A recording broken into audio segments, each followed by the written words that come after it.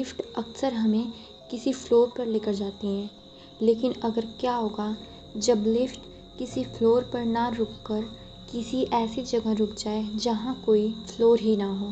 रात के 11 बज रहे थे। आर्यन ने अपनी डेस्क पर आखिरी फाइल बंद की और राहत की सांस ली। समृद्धि टावर शहर की सबसे पुरानी और सबसे ऊंची इमारतों में से एक थी। इसकी लिफ्ट भी उतनी ही पुरानी थी, अक्सर खड़खड़ाहट करती, धीमी चलती और उसके शीशे धुंधले पड़ चुके थे। आर्यन 15वीं मंजिल पर काम करता था। देर रात होने के कारण पूरी बिल्डिंग में सन्नाटा पसरा हुआ था। जैसे ही उसने लिफ्ट का बटन दबाया, कराहट के साथ लिफ्ट उस फ्लोर पर आई।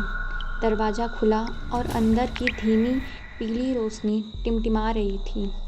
उसने ग्राउंड फ्लोर का बटन दबाया। लिफ्ट एक झटके के साथ नीचे उतरने लगी। 12वीं, 11वीं, 10वीं सब कुछ सामान्य था, सिवाय उस भयानक चुप्पी के। लिफ्ट की हल्की घड़घड़ाहट के अलावा कोई आवाज़ नहीं थी। फिर 7वीं मंजिल पर बिना किसी बटन को दबाए लिफ्ट एक झटके के साथ रुक गई। आर्यन ने भ्रमित होकर डिस्प्ले की ओर देखा। नंबर 7 चमक रहा था। दरवाज़ा खुला। बाहर का गलियारा अंधेरे और धुएं से डूबा हुआ था, जैसे उस तरफ रोशनी ही न पहुंचती हो। आर्यन ने दरवाज़ा बंद होने का बटन दबाया, लेकिन वे बंद नहीं हुए। तभी गलियारे के अंधेरे से एक आकृति ने लिफ्ट में कदम रखा। वह एक छोटी लड़की थी, जिसकी उम्र लगभग 8 या 9 साल रही होगी। उसने एक सफ़ेद गंदी फ्रॉक पहन रखी थी और उसके बाल बिखरे हुए थे। आर्यन ने विनम्रता से पूछा, तुम्हें कहाँ जाना है? लड़की ने कुछ नहीं कहा।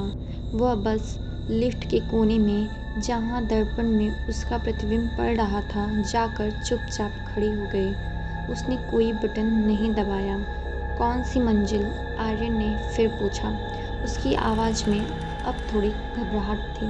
इस बार लड़की ने धीरे से अपना सिर ऊपर उठाया।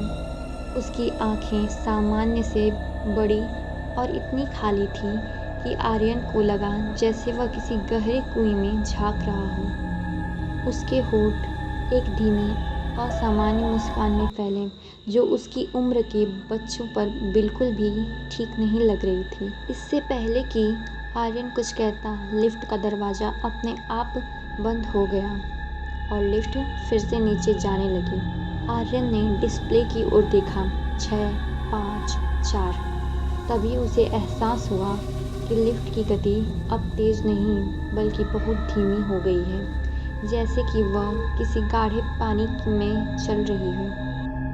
तीसरी मंजिल आते ही लिफ्ट की पीली रोशनी पूरी तरह से बुझ गई और केवल इमरजेंसी बैटरी की लाल धुंधली बत्ती जलने लगी। लाल बत्ती में लड़की की छाया और लंबी दिखने लगी।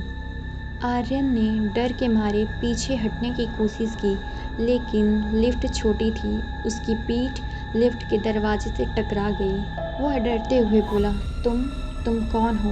उसने कांपते हुए कहा। लड़की ने जवाब दिया। उसकी आवाज़ एक फुसफुसाहट थी, जो सीधे आर्यन के कान में गूंजी। मुझे उस मंजिल पर जाना है जहाँ मैं इंतज़ार कर सकती हूँ। जैसे ही उसने यह कहा, आर्यन ने शीशे में झांका। वहाँ सिर्फ उसका अपना पसीना से भीगा हुआ चेहरा दिखाई दे रहा था। लड़की का कोई प्रतिबिंब नहीं था। उसका दिल तेज़ी से धड़कने लगा। उसने जल्दी से नीचे के बटनों को देखा। लिफ्ट दूसरी मंजिल पर रुकने वाला था, लेकिन डिस्प्ले पर अचानक 0 चमक उठा। लिफ्ट रुक गई। दरवाज़ा खुला। बाहर कोई गलियारा नहीं था, केवल अंधेरा था, इतना घना कि ऐसा लग रहा था जैसे बिल्डिंग के नीचे सिर्फ एक खाई हो। उस अंधेरे से सड़ी हुई लकड़ी और नमी की तेज गंध आ रही थी। लड़की अब दरवाजे की तरफ मुड़ गई और कहा, यह मेरी मंजिल है, आओ। आर्यन को अपनी सांस रुकती हुई महसूस हुई। उसके पास सोचने का समय नहीं था। अपनी पूरी ताकत लगाकर उसने अलार्म बटन को दबाया। अलार्म की तेज कर्कश आवाज़ ने अंधेरे को चीर दिया। लड़की चौंक गई। लिफ्ट एक भयानक चीख के साथ तेजी से नीचे गिरी। आर्यन ने आंखें खोली। लाल बत्ती अब भी जल रही थी। डिस्प्ले पर फिर से जी चमक रहा था। दरवाज़ा मराते हुए खुला। बाहर चमकदार गलियारा था।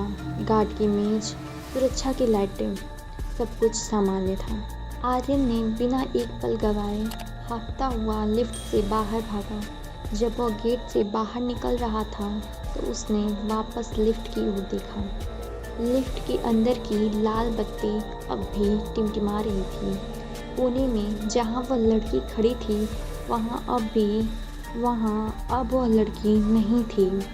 लेकिन आर्यन ने शीशे पर धूल की एक छोटी सी छाप देखी जो कि किसी छोटे हाथ का निशान था और उस हाथ के निशान के नीचे खरोच कर लिखा गया था, जल्द ही मिलते हैं। आर्यन जानता था कि उस लिफ्ट में जो कुछ भी अनुभव किया वह सिर्फ उसकी कल्पना नहीं थी और वह यह भी जानता था कि वह उस बिल्डिंग की लिफ्ट में दोबारा कभी कदम नहीं रखेगा।